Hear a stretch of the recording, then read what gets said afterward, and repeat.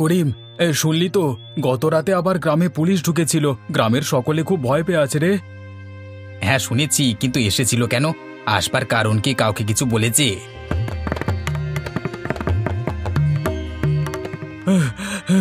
আরে শোন শোন, জঙ্গলের জঙ্গলের ওপারটাতে এক জায়গায় মাটির নিচে চুল্লি বানিয়ে মাংস পোড়াচ্ছে।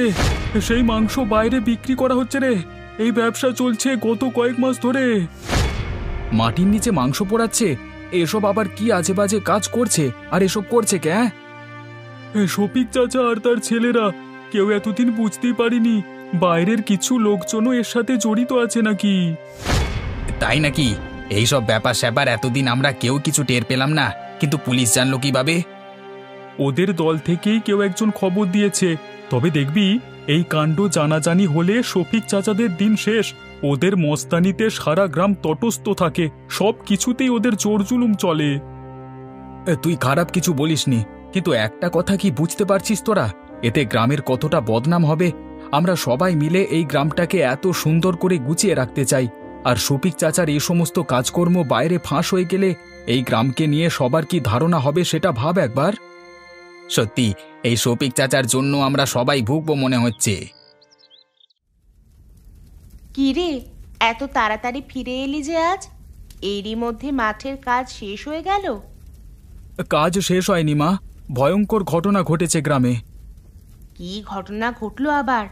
রোজই তো কিছু না কিছু শুনি, আজ আবার নতুন কি ঘটলো? জানো, আমাদের গ্রামের পাশে জঙ্গলটাতেই মাটির নিচে মাংস পোড়ানো হচ্ছে। কি বলিস?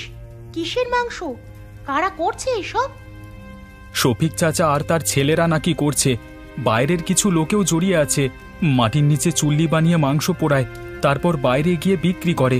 আর পুরোটা করে চলেছে গোপনে। এতদিন পর্যন্ত গ্রামের কেউ সেভাবে টেরই পায়নি। কালকে রাতে পুলিশ পড়েছিল, তারপর গিয়ে সমস্ত কিছু জানা গেছে। এ কি, শফিক ভাই আবার এসব বেআইনি কাজে নামলো? এতদিন তো বেশ ভালো পথেই চলছিল, এবার মাটির নিচে মাংস পোড়ানো। গ্রামের সম্মান তো একদম ধুলোয় মিশে যাবে। হ্যাঁ মা, এই ব্যবসা জানাজানি হলে পুলিশও ছাড়বে না। গ্রামের মানুষের মাথায় হাত পড়ে যাবে। এসব ব্যবসা কখনো ভালো হয় না। অন্যায় করলেই তার শাস্তি পেতে হয়। আমি এতদিন ভাবছিলাম শফিক ভাই হয়তো বদলে গেছে, এখন তো দেখছি কিছুই হয়নি। এই পুলিশের ঝুট ঝামেলায় গ্রামের কতজনকে যে ভুগতে হবে তার কোনো ঠিক নেই। শফিকের পরিবারও হয়রান হবে। ওর ছেলেটার বয়সই বা কতটুকু? খুব চিন্তা হচ্ছে রে রফিক।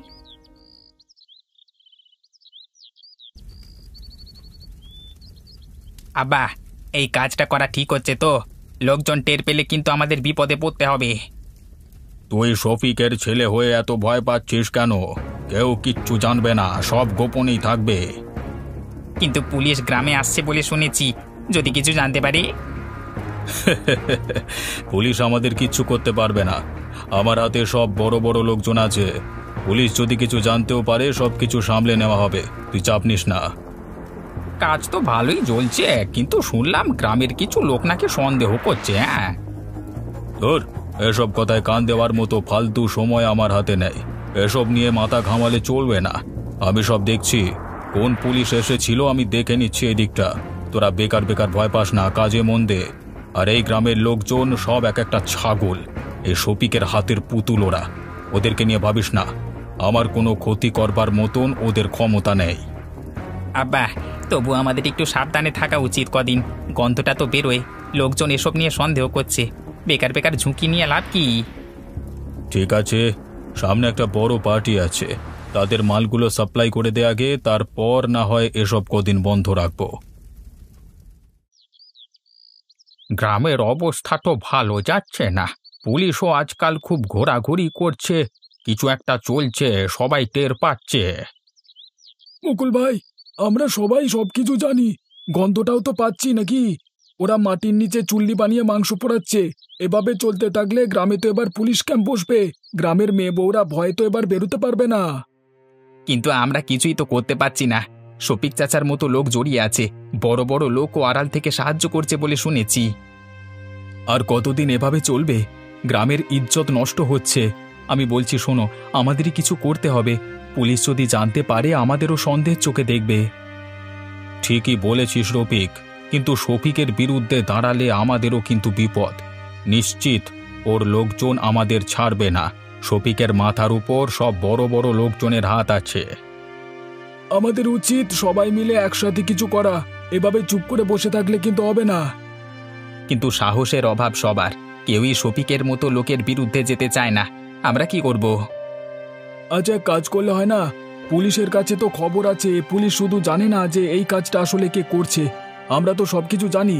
আমরা গিয়ে যদি পুলিশকে জানাই, পুলিশকে সাহায্য করলে পরবর্তীতে পুলিশও নিশ্চয়ই আমাদের সাহায্য করবে। এতে হয়তো কাজ হতে পারে। একবার পুলিশ যদি আমাদের সঙ্গ দেয়, তাহলে শফিকের লোকজনও আমাদের কোনো ক্ষতি করতে পারবে না। এই ব্যবসা আর কতদিন চলবে মিলন? পুলিশের গাড়ি দেখেছিস? তোর আব্বার ওপর আমার কিন্তু একটুও ভরসা নেই। ওকে নিয়ে আমার কোনো ভয় নেই, কিন্তু তোর জন্য আমার খুব ভয় লাগছে। আমিও ভয় পাচ্ছি আম্মু। আব্বা তো বলে কিছু হবে না, কিন্তু আমার ব্যাপারটা একদম আর ভালো লাগছে না। এর আগেও আব্বাকে আমি না করেছি এসব ব্যবসা করতে, আব্বা কোনো কথাই শোনে না। তোর আব্বাকে কি আমি কম বুঝেছি? সে তো বোঝার পাত্রই নয়। অন্যায় কাজের ফল একদিন সবাইকে ভোগ করতে হয়, কিন্তু আমার চিন্তা যে তোকে নিয়ে। একবার যদি পুলিশের খাতায় তোর নাম ওঠে, কি অবস্থা যে হবে তোর বুঝতে পারছিস? আজই আব্বার সাথে কথা বলবো। এই ব্যবসা চালানো আর সম্ভব নয়। কানা ঘুষো শুনতে পাচ্ছি, গ্রামের লোক যেন নাকি আমাদের বিপক্ষে চলে গেছে। দেখ, কথা বলে যদি তোর আব্বাকে বোঝাতে পারিস এই ব্যবসা বন্ধ করা খুব প্রয়োজন, নয়তো আমাদের পুরো পরিবার ধ্বংস হয়ে যাবে। আল্লাহ, মানুষটার মাথায় কি আর কোনোদিনও বুদ্ধি শুদ্ধি কিচ্ছু আসবে না? তোমার দয়ায় তো কম টাকা পয়সা নেই, তাও লোকটা লোভ যায় না। আমার ছেলেটাকে তুমি দেখো আল্লাহ, তার আব্বার অন্যায়ের ফল যেন আমার ছেলেটাকে না ভুগতে হয়।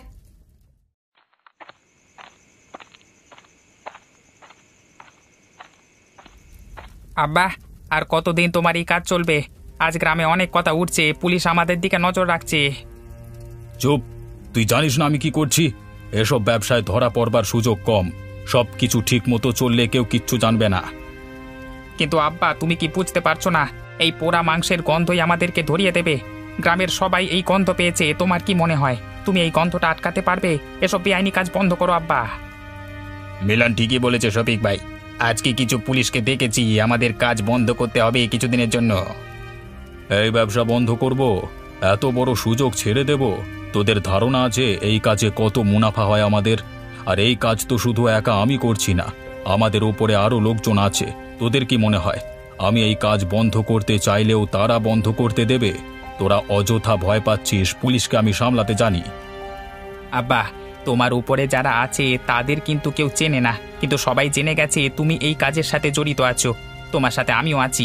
পুলিশ যদি ধরতে আসে আমাদের ধরবে, আর গ্রামের লোকজন আমাদের বিরুদ্ধে সাক্ষী দিতে কিন্তু পিছপা হবে না আর। আম্মুর কথা একটু চিন্তা করো আব্বা। আমাদের যদি পুলিশ ধরে নিয়ে যায়, আম্মুর কি হবে? রহিমের কি হবে? আমরা ছাড়া তো ওদের আর কেউ নেই। আর এই গ্রামের লোকজন সবাই আমাদের উপর এতটাই ক্ষেপে গেছে যে আমরা চলে গেলে ওদেরকেও এই গ্রাম থেকে বের করে দেবে। হ্যাঁ বাবারে, একবার ভেবে দেখো আব্বা। দেখছি কি করা যায়। স্যার, আমরা একটু বড়বাবুর সাথে কথা বলতে এসেছি। বড়বাবু ভেতরে মিটিং করছে, এখন দেখা করা যাবে না। স্যার, আমাদের বড়বাবুর সাথে দেখা করাটা খুব প্রয়োজনীয়। দয়া করে একবার দেখা করতে দিন। একবার গিয়ে বলুন আমরা এসেছি। কোথা থেকে এসেছো তোমরা? আমরা ছাতিমপুর গ্রাম থেকে এসেছি। একটা গুরুত্বপূর্ণ বিষয়ে ওনার সাথে কথা বলতে চাই। খুব বিপদে পড়ে এসেছি এখানে, দয়া করে আমাদের দেখা করতে দিন। ঠিক আছে, বসো ওখানে, আমি খবর দিচ্ছি। বললে তোমাদের ভেতরে যেতে বলবো। মুকুল চাচা, আমরা এখানে এসে ঠিক করলাম তো, শফিক চাচা যদি খবর পেয়ে যায় বা এই অফিসার যদি শফিক চাচারই লোক হয়ে থাকে? সেটার সম্ভাবনা বিশেষ নেই, কারণ যে কবার গ্রামে পুলিশ এসেছে উনিই ছিলেন, আর উনি তো এখানে নতুন এসেছে। আমার মনে হয় না শফিক এখনো একে হাত করতে পেরেছে। যাও তোমরা, স্যার ডাকছেন ভেতরে। কি হয়েছে, কি বলতে চান আপনারা? স্যার, আমরা জানি আপনি গ্রামের বেআইনি ব্যবসা সম্পর্কে সমস্ত খবর পেয়েছেন। আমরা সবাই এ নিয়ে খুব ভয়ে আছি। তার মানে আপনারাও এই ব্যবসার সাথে জড়িত? না স্যার, এই ব্যবসাটা যার সেই লোকটার ভয় আছি। কে সে? শফিক, শফিক ইসলাম। আমরা বেশ কিছুদিন ধরেই বুঝতে পেরেছিলাম, তারপরে যখন আপনারা গ্রামে 2-3 বার টহল দিলেন, তখন আমরা নিশ্চিত হয়েছি শফিক মিয়া এই ব্যবসাটার সাথে জড়িত। শুধু এই ব্যবসা নয়, ওর আরও অনেক বেআইনি ব্যবসা আছে, আমরা জানি। জানেন যখন এতদিন খবর দেননি কেন? ভয় স্যার, শফিক চাচার বেশ কিছু পোষা গুন্ডা আছে, দিনে দুপুরে ওরা খুন করে দিতে পারে। সবারই তো প্রাণের ভয় আছে, তাই না স্যার? তাহলে এখন এখানে এসে খবর দিলেন যে? স্যার, এর আগে যতজন পুলিশ এখানে ছিলেন তাদের প্রত্যেককে শফিক চাচা হাত করে রেখেছিল। আপনি প্রথম যে ওই গ্রামে বেআইনি ব্যবসা ভাঙার জন্য টহল দিয়েছেন, তাই ভাবলাম আপনাকে এসে সব খবরটা বলে দিলে পরবর্তীতে আপনি নিশ্চয়ই আমাদের সাহায্য করবেন। ঠিক আছে, আপনাদের যা জানানোর আছে সবটা খুলে বলুন, আমি দেখছি আপনাদের কিভাবে সাহায্য করা যায়। আজ রাতেই পুলিশ আবার গ্রামে আসবে, এবার হয়তো শফিককে নিয়ে যাবে। পুলিশ যদি গ্রামে এসে আবার তল্লাশি করে, পুরো ব্যাপারটা জানাজানি হয়ে যাবে। জানাজানি হোক, পুলিশ শফিককে ধরলেই সব শান্ত হয়ে যাবে। এই ব্যবসা বন্ধ করতে হবে। বাকিরা তারপর কি করবে সেটাই এখন দেখবার। আমাদের যা করণীয় আমরা তো করে এলাম, বাকিটা সময় বলবে। গ্রামের মানুষ সবাই ক্ষেপে আছে, শফিককে তো কেউ পছন্দ করে না। তবে আমার চিন্তা হচ্ছে গ্রামবাসীদের ক্ষোভ শফিকের বউ আর ছোট ছেলেটার উপর গিয়ে না পড়ে। ওই বেচারির কোনো দোষ নেই, শফিক ওর উপরেও কম অত্যাচার করেনি। চাচিকে আর রহিমকে আমাদের বাঁচাতেই হবে। শফিক চাচা দোষ করেছে, পুলিশ তার শাস্তি দেবে, কিন্তু চাচি তো কোনো দোষ করেননি। আমরা সঠিক জায়গায় যাচ্ছি তো? আপনারা সঠিক জায়গা চেনেন তো? খবরটা সঠিক তো আদেও? আপনারা নিশ্চিন্তে থাকুন, খবর পুরোপুরি সঠিক। দেখুন, আমরা আগেই সন্দেহ করেছিলাম, তবে এত বড় বল কাজটা চালাচ্ছে সেটা ভাবতে পারিনি। আজ ওদের ধরে ফেলতেই হবে।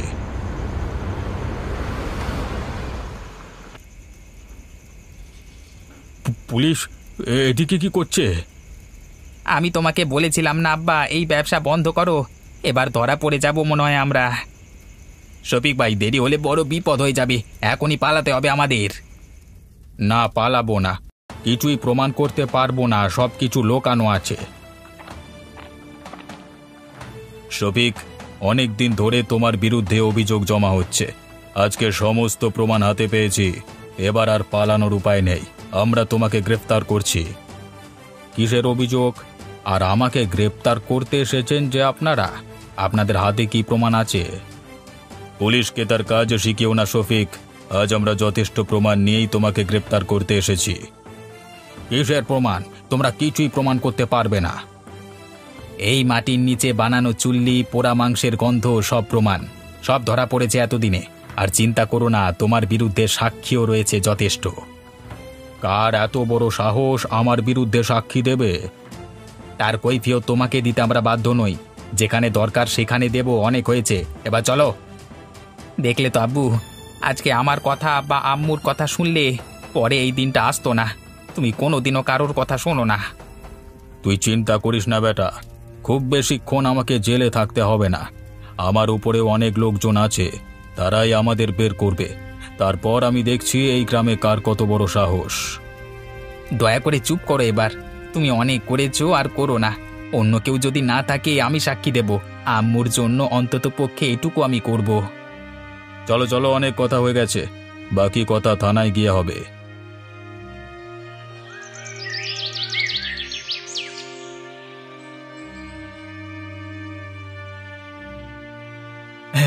যাই হোক, শেষমেশ শফিক আর তার দলবল পুলিশের হাতে ধরা পড়ল। এতদিন যা হচ্ছিল তাই নিয়ে সবাই আমরা খুব ভয়ে ছিলাম। হ্যাঁ, কিন্তু আমাদের গ্রামের ওপর যে কলঙ্ক পড়েছে তা কি মুছে যাবে এত সহজে? কলঙ্ক মুছতে সময় লাগবে, কিন্তু অন্তত এখন শান্তি ফিরে আসবে। এই অবৈধ কাজ চলতে থাকলে গ্রাম আরো বিপদে পড়তো। বিপদের হাত থেকে আমরা মুক্তি পেয়েছি। গ্রামে এরকম চলতে থাকলে কাকে পুলিশ কখন গ্রেপ্তার করে নিয়ে যেত তার কোনো ঠিক ছিল না। এবার অন্তত আমরা সবাই শান্তিতে থাকতে পারবো। হ্যাঁ, কিন্তু শফিক চাচাকে এভাবে যেতে দেখে খারাপ লাগছে। সেই ছোট থেকে শফিক চাচাকে দেখছি। লোভ মানুষকে অন্ধ করে দেয়। হ্যাঁ, তো কিছু বললাম, কিন্তু তোর আব্বা শোনেনি, আর সবাইকে নিয়ে গেল পুলিশ। আমাদের কি হবে এখন? আব্বু তো আমাদের কথা কোনোদিন শোনেনি। ভাইয়াও তো অনেকবার চেষ্টা করেছিল আব্বুকে বোঝাতে, সেও পারিনি। আমাদের ওপরও গ্রামের লোকজন সবাই ক্ষেপে আছে। আল্লাহ জানে আমাদের এই গ্রামে আর ঠাঁই হবে কি না আদেও। মা, আমাদের যদি এই গ্রাম থেকে বের করে দেয়, আমরা কোথায় যাব, কি করব, কোথায় থাকব? জানি না রে রহিম, তোর আব্বুর অন্যায়ের শাস্তি এবার মনে হচ্ছে আমাদেরকেও পেতে হবে। এই গ্রামের ওপরেও তো তোর আব্বু কম অন্যায় করেনি। শফিক ভুল করেছে, কিন্তু তার পরিবার তো কষ্টে আছে। তাদের কিভাবে সাহায্য করা যায় তা ভাবতে হবে। সাহায্য করব মানে? শফিক মিয়ার জন্য আমাদের গ্রামের এত বড় বদনাম হলো, তার পরিবারকেও আমাদের এই গ্রাম থেকে বের করে দিতে হবে। একমাত্র তাহলেই আমাদের গ্রামের বদনাম ঘুচবে। একদম ঠিক বলেছ। শফিকের এক ছেলেকে নিয়ে গেছে, কিন্তু আরেক ছেলে তো আছে এখনো। ওদের যদি গ্রাম থেকে বের না করে দেওয়া হয়, তাহলে এবার ছোট ছেলেটাও এই একই ব্যবসায় নামবে। চুপ করো তোমরা। শফিক দোষ করেছে, তার জন্য আমরা তার পরিবারকে শাস্তি দিতে পারি না। হ্যাঁ, আমি মানছি যে এই গ্রামের বদনাম হয়েছে, কিন্তু শফিকের পরিবারকে আমরা যদি গ্রাম থেকে বের করে দিই, তাহলে এই গ্রামের বদনাম আরও বাড়বে। ওদের যদি কিছু হয়ে যায় তাহলে সেই দায় কিন্তু আমাদেরই থাকবে। আমরা যেমন এই গ্রাম থেকে বেআইনি ব্যবসা সরিয়েছি, তেমন এখন শফিকের পরিবারের প্রতি আমাদের কিছু কর্তব্য আছে। হ্যাঁ, আমিও একমত। শফিকের পরিবারের প্রতি আমাদের একটা দায়িত্ব আছে। তারা তো আর ব্যবসার অংশ ছিল না। শফিকের জন্য ওদের পুরো পরিবারকে দোষারোপ করা যাবে না। ওরাও চেষ্টা করেছিল শফিকের এই ব্যবসা বন্ধ করতে। এখন আমরা যদি তাদের পাশে না থাকি তাহলে তারা খুব বিপদে পড়বে। আমাদের উচিত তাদের পুনরায় কাজ শুরু করতে সাহায্য করা। সবাই যদি একসঙ্গে থাকে তাহলে গ্রাম শান্তিতে থাকবে। আজ কতদিন পর মনে হচ্ছে সবকিছু ঠিকঠাক হচ্ছে। গ্রামের সবাই আবার আগের মতো শান্তিতে আছে। হ্যাঁ, আব্বু যা করেছে তার জন্য আমি লজ্জিত, কিন্তু আপনাদের সাহায্যে আমাদের পরিবার নতুনভাবে বাঁচতে শিখেছে। আমরা তো সবাই একই পরিবার। ভুল করলে যেমন শাস্তি দিতে হবে, তেমন যে কোনো বিপদে একসাথেও থাকতে হবে। তোর বাবা তার শাস্তি পেয়েছে, কিন্তু তোরও তো নতুন করে শুরু করবার অধিকার আছে। আপনারা না থাকলে হয়তো আমরা আর এই গ্রামে থাকতেই পারতাম না। আমাদেরকে এই গ্রাম ছেড়ে চলে যেতে হতো।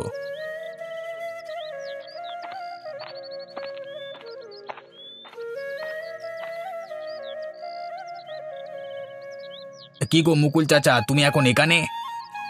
দেখতে এলাম তোরা সব ঠিকঠাক ভাবে কাজ করছিস কিনা।